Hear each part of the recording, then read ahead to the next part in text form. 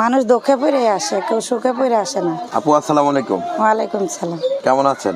এই তো আল্লাহ রাখছে ভালো। আপনার নাম ঠিকানা বলেন। আমার নাম নুসরাত। নুসরাত।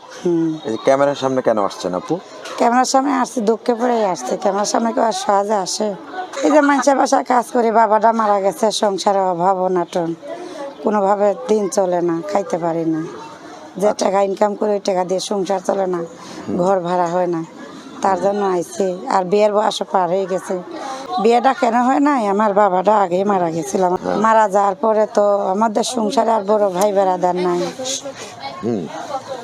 আমি নিজে বড়, আমার ভাইটা ছোট।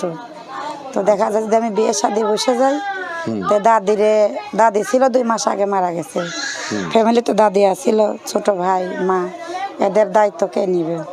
নিজের সুখের আশায় তার 3 জন মানুষ ভাসান যায় না, লিগে নিজের সুখটাই বিসর্জন দিয়ে আমি আমার ভাই দে বাপ মার লিগা বিয়ে শাদিটা বসিনি। না, বিয়ে শাদি বসতে আসছি। দাদিরা ছিল, মারা গেছে। মাটার কিডনি নষ্ট, মাও যদি মারা যায় তখন একটা মেয়ে থাকবো কার কাছে? ভাই একটা ছোট, এই নিজের ভবিষ্যতের দিক ভাইবে প্রতিবেদনের সামনে এসে খাড়ানো। আচ্ছা, ভবিষ্যতের কথা ভেবে প্রতিবেদনের সামনে। তো আপনার সাথে যদি কেউ যোগাযোগ করতে চায় সেরকম কোনো ব্যবস্থা আছে কিনা? আছে, মোবাইল নাম্বার আছে। যদি আমি ভাই একটা কথা বলি, মানুষ দুঃখে পড়ে আসে, কেউ সুখে পড়ে আসে না। বাসা বাড়িতে কাজ করি, তাই দিয়ে সংসার হয় না। আর এই ফাঁকে আমি একটু সেলাই মেশিনের কাজ শিখছিলাম, অভাবের কারণে সেটা হয় না।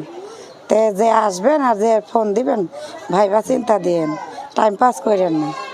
আর কারো দুর্বলতার সুযোগ নিয়ে কেউ সুযোগ নিয়েন না। অযথা কেউ প্রতারণার শিকার হবেন না এবং কেউ প্রতারণা করবেন না। বিয়ে শাদীর দায় দায়িত্ব ইউটিউব প্রতিপক্ষ নেয় না। আপনারা আপনাদের নিজ দায়িত্বে তাদের সাথে যোগাযোগ করবেন।